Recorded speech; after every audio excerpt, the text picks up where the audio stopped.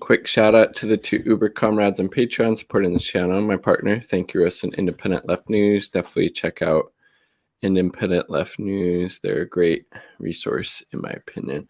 So this is kind of an interesting little article I came across from or I should say discussion on the Anti-Conquista YouTube channel. Haven't gotten through all of it, but hopefully do that by the end of today. But the parts I've gotten through so far have been really interesting and insightful, as per usual, for the content that's coming out of that channel. Frankly, just really, really excellent analysis, frankly. So I just thought I would share with y'all some of the parts that I've gotten through and, jump in when I feel like I should comment and stuff. But the discussion that they were having is says Nuestra America, episode 13, the future of Latin politics. Liberalism and AOC have failed. I don't think you could argue any other way, frankly. Liberalism has obviously failed the working class, the vulnerable, the oppressed, the marginalized, both within the United States and abroad. So I think their point is very, very well taken, frankly. So let's take a little bit of a listen and we'll discuss here. So here we go. I'm here with Carlos, Karina from Telejaguar, and Miguel from Sports as a Weapon, who recently started working with us here at Anti-Conquista. So, just to start the program, how you guys doing? How you guys feeling? How's the weekend going? How's it going, everyone? Muy bien, saludos a todos y gracias por invitarme. I'm happy to be here. Awesome. How about you, Carlos? You doing good? Yeah, all good. And I just wanted to introduce Karina properly. Thank you for coming on again, comrade. And yeah, so Karina, is it a Cree? You're like referring to people on the same wavelength as comrades. I've started doing that myself as well. Yes. Sorry, we always mess up your name. Karina Cree Paez is a founding member of Telejaguar Chicano Media Collective and has worked in numerous political and social justice campaigns, including NODAPL, MMIW, Election Integrity. Is that no Dakota Access Pipeline, right? No DAPL. A broad front coalition for a revolutionary political party.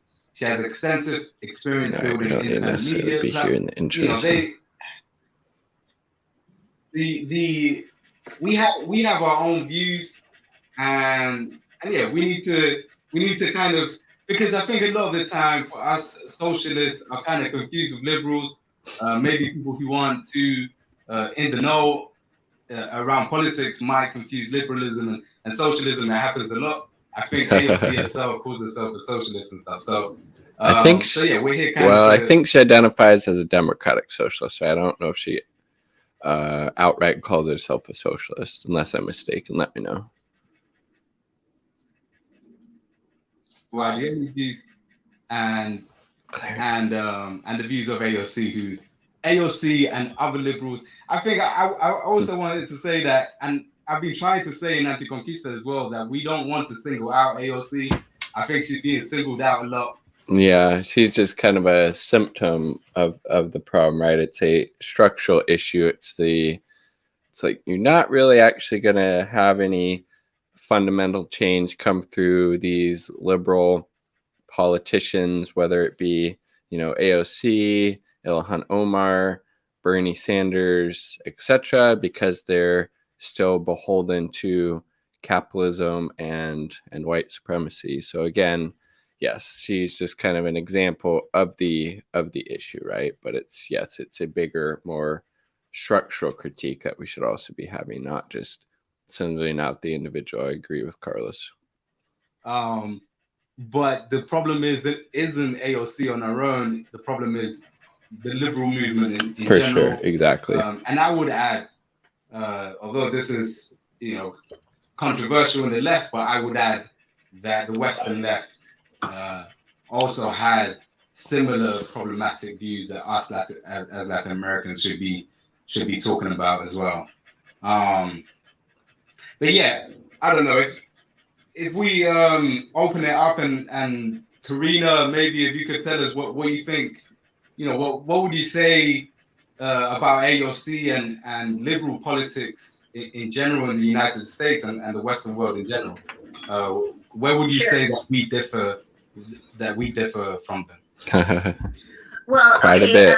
I think fundamentally we can identify key differences in that.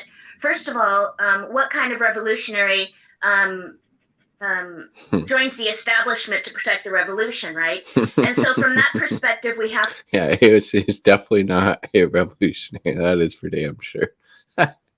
Go to the fucking Met Gala. I mean, for God's sakes, could you see,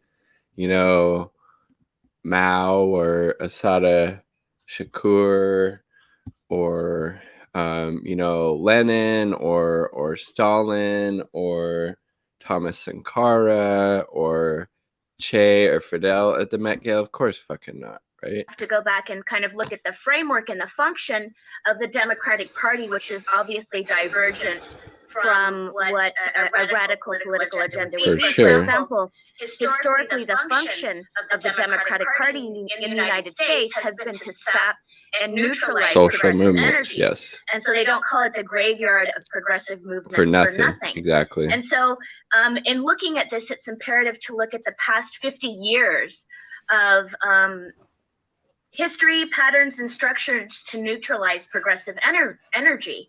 And so the function of the Progressive and the Democratic Party really isn't to change the direction of the Democratic Party. It's to lure in progressive energy. It's the death of social movements, as Karina was saying. It's, the Democrats can do a pretty decent job of, co-opting the language of these social justice movements, but doing nothing substantive to actually, achieve those aims, right? And neutralize it. And we have 50 years of history in the United States illustrating how running progressives, for example, as presidents, is an effective tool for sapping this, because after every progressive runs, for example, in a presidential election, they lose, obviously, because there are structures in place to ever prevent a progressive from winning an election. And I can identify 4 of them if we want to talk about that later. But and so the imperative is to kind of what I call the scam at the center of U.S. politics. And so where we differ is that the purpose of the Democratic Party and the front or the veneer of progressive Democrats like AOC is to present a facade that there are a few in the Democratic Party that are trying to win this war, that are trying to steer trying to reform a corporation in the direction of progressive interests, which is obviously completely incompatible with any logic. And so what I call the scam of U.S. politics is, so AOC and the progressives and the Democratic Party really exists only to keep Republican right-wing policies in place. Because what they do is, okay, for example, when the Republican Party is in power, they pass all these horrible corporate policies. And then when the Democrats are in power, they don't reverse those policies, but they merely expand upon them and normalize them. And so by the time like what Biden is doing right now with, the mass deportations that have already been happening, those were, rightly called out, when Trump was in office. Now that Biden is doing it, we're good. It's got a D next to his name, Next Republican administration is in power, they further and this is the strategy that that American politics has used to push this country further and further to the right for the last 50 years. And so where we did, and the U.S. politics, Karina makes a good point there, are very right-wing. The Democratic Party, center-right party. Well, no, they're not center-right. They're a right-wing party. Republicans are a far-right party, right? Is very clear, I think, because the purpose of AOC's politics is to identify, something inherently good in this fiction of the corporate but there's state. Nothing good identify in it. Yeah. Some, promote this idea that there are a few That's people. why AOC's dress said tax the rich. It didn't say seize the means of production, you know. In the Democratic Party who were young, who were attractive, you know, who are you know, say all the right things for sound bites in front of now this. But the people who are supporting her are not looking at her voting record. They're not looking at where she's or how getting she her said, funding. I'm going to defer to party leadership on the, you know, Venezuela, the U.S. trying to, you know, the coup attempts in Venezuela. Well, I'll defer to party leadership. And so the thing that I always tell people is when you have to guess what the Democratic Party is going to do, or what any Democrat is going to do, whether it's AOC, the squad, you know, Saint Bernard of the bourgeoisie, as some people call him here, not to make Saint Bernard of the bourgeoisie. I'm going to have to remember that. It's nice. Make light of it. The purpose then is to, you know, kind of promote this idea that there is this window dressing of people who speak to points that oppressed people appreciate hearing, and they think that, but they're good at co-opting the language without actually being in those social movements. Like, you know, AOC actually was, you know, a people of the social justice movement. She would have been inside the Met Gala. She would have been outside of it with the people who were protesting police brutality, particularly the NYPD murdering Mike Rosado, right? The irony there is that they're using all of that support and energy and funnel it into the Democratic Party. Of capital. Yep. And the interest of the corporate state. Yes. And so in that sense, what AOC is doing really is using other people's pain as her shield. Because when she talks about using other people's pain as her shield, that's pretty powerful. Kids in cages. When she talks about oppressed people, when she talks about, you know, even imperialism, which she's an advocate of, but then she says something different, right? She's using other people's pain as her shield to advance her career and advance the objectives of the Democratic Party. Damn, dropping fire. Awesome, thank you. Yeah, definitely, comrade. And just on that point, and we said we weren't going to single out AOC, but I think it's about.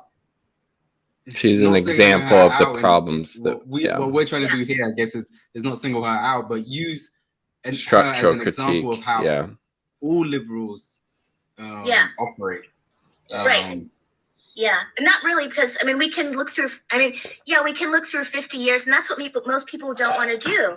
They don't want to say what happened in 1984 and 1988 with Jesse Jackson. He's crushed by the corporate Democrats. What happens after he loses? He forms a new organization called the Rainbow Coalition. What does it do? It directs energy back into the Democratic Party. 1992, Jerry Brown is the other progressive. He's the other, out like AOC, Bernie right? Sanders, whatever. He loses to corporatists. He forms the organization called We the People. Same thing. They neutralize progressive energy back into the Democratic Party. And after him, you have exactly what Bernie does as well, right? You know, and it goes on and on. So we have 50 years of this, and this is what our revolution is doing. And she's obviously a big part of our revolution. After a progressive loses, they direct energy back into to the Democratic Party that is designed to funnel energy back into the Democratic Party. So it's not just AOC. We can talk about 50 years of material history. Mm-hmm. For sure, yeah. And I know you mentioned as well, Karina, that, you know, these are people that are funded by corporations. And particularly, like, you know, for this particular show, we were looking into like AOC, who is she funded by? And we discovered, and you know, it's not even very difficult to find out that she's backed by, you know, huge corporations like Amazon, Facebook, Apple, Google. Google's her main. Silicon Valley ones. Sorry, say that again. All the Silicon Valley companies. Exactly. Yeah, Google was like her main sponsor, and obviously not directly. I think what these corporations do, I think they use the PAC. I forget what it stands for, but yeah, through them they channel money into you know, progressive liberals like AOC. But then that kind of exposes her class interest. Which is, I guess, you know, one of the main difference between liberals and socialists like us, Marxists and radicals, is that You know, they represent their bourgeois class, and that money, you know, is not given. Out The of reason charity. why she receives that material support from these corporations is because they know, So she's going to do their and she bidding. understands that she needs to, you know, secure their interests and make sure 100%. that there's no real progress in society. Yeah. And I just want to add real quick too, to follow up with Karina's point. One important thing is, like you said, look at the voting records, right? And this is where I think it just boils down to, well, we don't have to single out AOC. We could look at The whole squad in general. AOC, Ilhan Omar, you know, Ro Khanna, all of those people who consider themselves progressive, Rashida Tlaib, etc. Ro Khanna especially is all of those problematic, folks, right? Them, what happened, I think, what was 2019, where they tried to push aid from Colombia into Venezuela, right? Who supported the bills that were giving money to the Colombian opposition and Venezuelan opposition? It was AOC. Yeah. It was Ilhan Omar. It was the same people who literally were just being praised for saying U.S. humanitarian aid is intervention. And then they turn around and vote for the bill that does exactly that. And that's, you know, I think that's a good point that Karina made, because that's what we have to be looking at, not the words that they say. But because like the you said, actions, they know the language. They know how to talk They've the talk. co-opted Exactly. They know exactly what to say, who to say it to. You know, they know what rallies to show up to.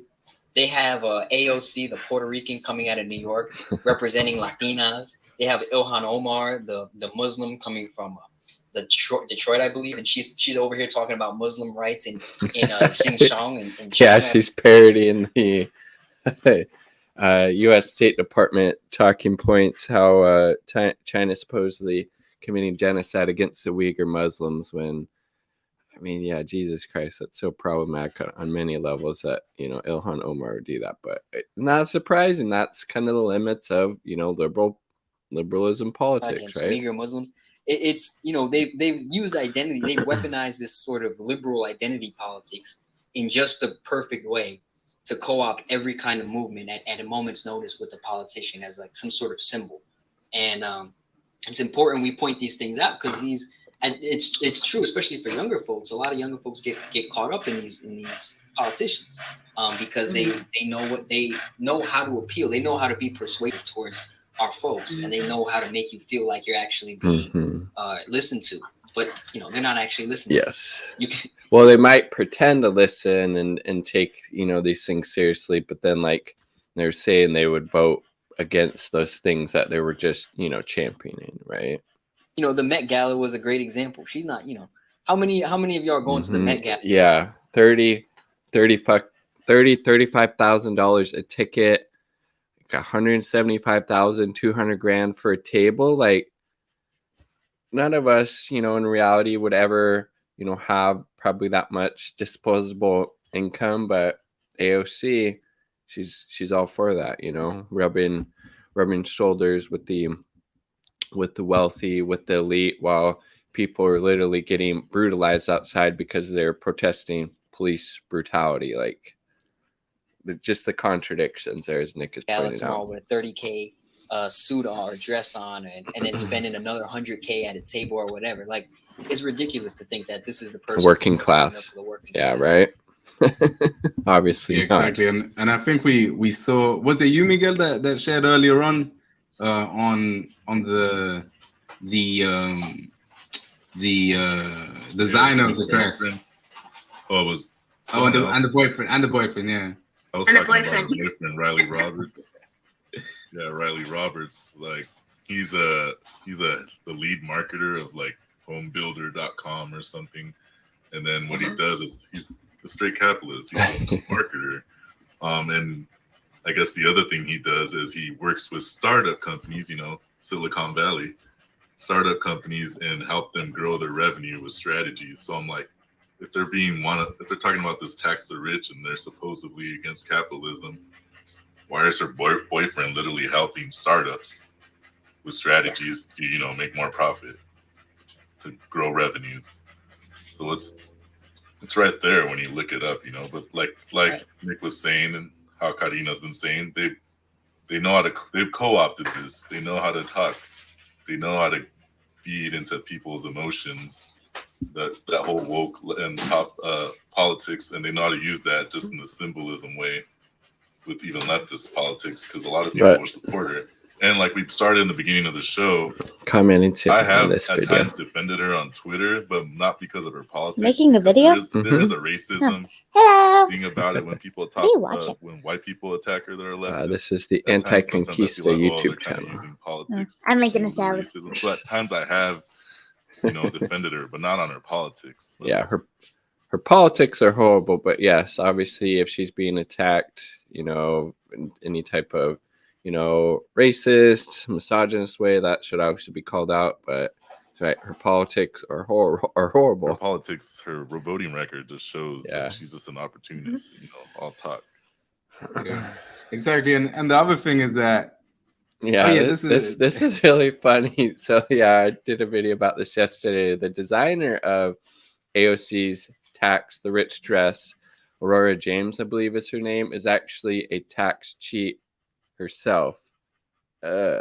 Jesus Christ.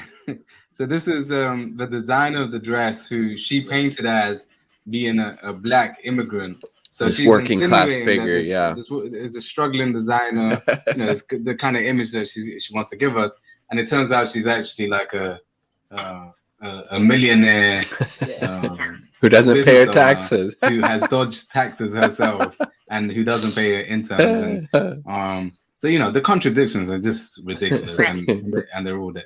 Yeah. One thing that I wanted to say as well is that this isn't new. This has been a debate, like liberalism and social democracy versus socialism, for since Lenin and maybe even since Marx.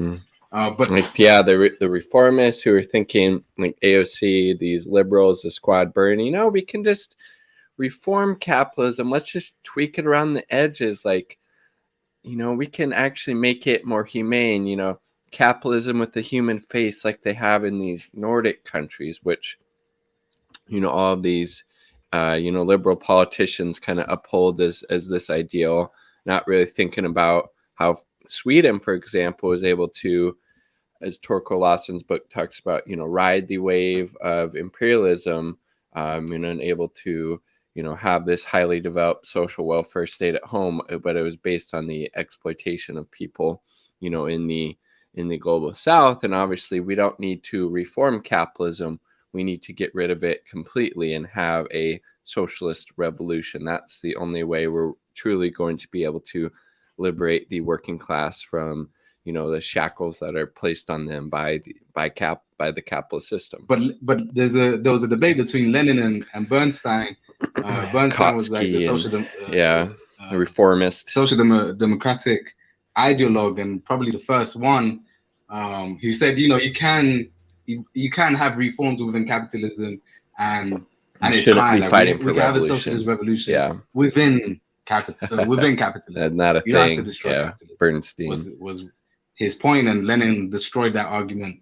But for us as Latin Americans, and I always bring up Mariátegui, I think people might be tired of me bringing up Mariátegui, but Mariátegui also had a debate which we should look at. We should look at because it's so relevant. Like the debate between Mariátegui and Aya de la Torre, and it was the same debate.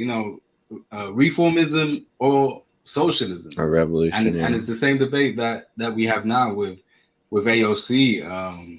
What do you guys think? I'm gonna have to look that up. I'm not sure who that is. I mean, I think it's important to look back, I think, at some of these historical debates and historical arguments, because like you said, we see so much of this kind of repeat itself. Jose Carlos Mariátegui. The reformism versus revolution debate is nothing new. And it always comes back, and we always see the same thing. What we're dealing with here is not just social democrats, but ultimately social imperialists. People who want some sort of welfare, social chauvinists at home, but while the same not, imperialism. exactly, while not getting rid of imperialism abroad. Social chauvinist, Western chauvinist, social imperialist, as Nick was saying, for all of our people outside, right? And we saw that with Biden.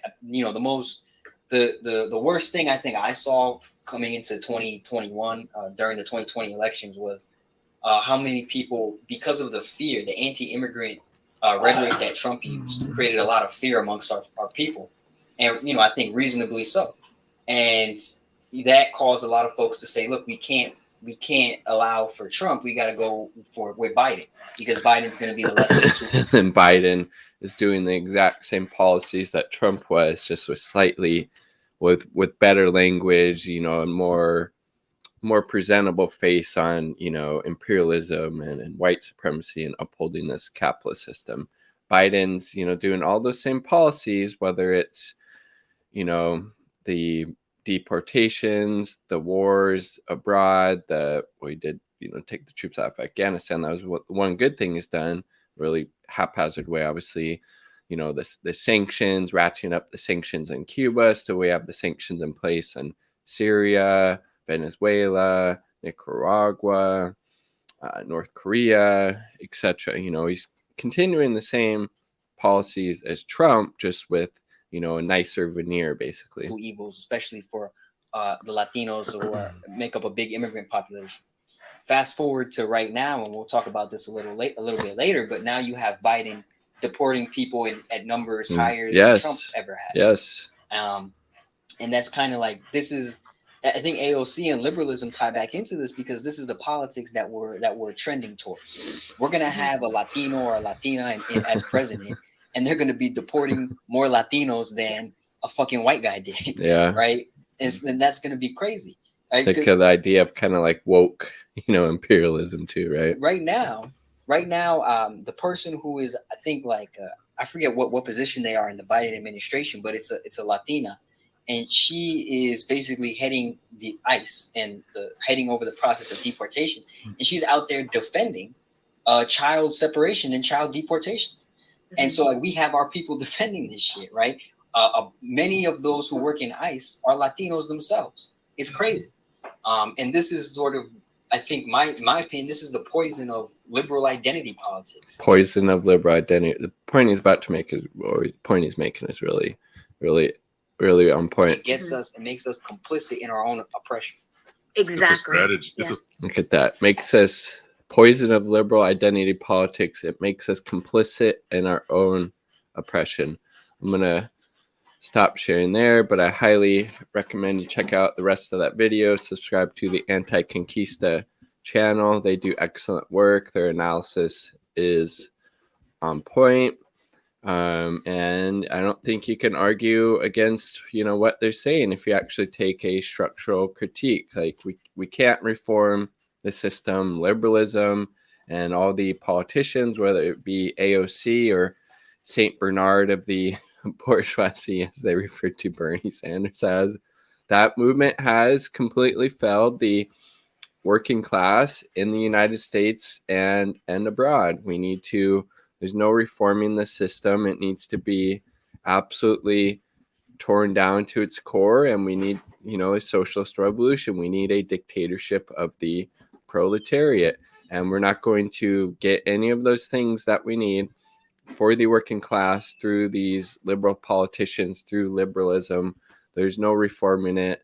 We need a socialist revolution. Like the video if you like the damn video. Subscribe for more content. Peace. All proud people. Peace.